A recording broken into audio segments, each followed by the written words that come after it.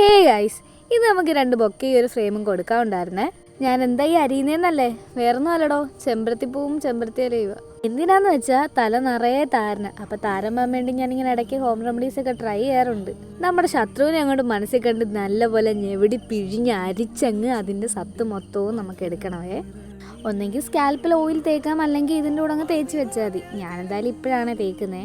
നല്ലപോലെ രീതിയിൽ മസാജും കാര്യങ്ങളൊക്കെ ചെയ്തതിന് ശേഷം ഉണ്ടാക്കി വെച്ചേക്കുന്ന താളി എടുത്ത് നല്ല രീതിയിൽ ഹെയറിലും സ്കാൽപ്പിലും എല്ലാം തേക്കാവേ. എന്നിട്ടൊരു 5 മിനിറ്റ് നമുക്കിങ്ങനെ കെട്ടിവെക്കാം.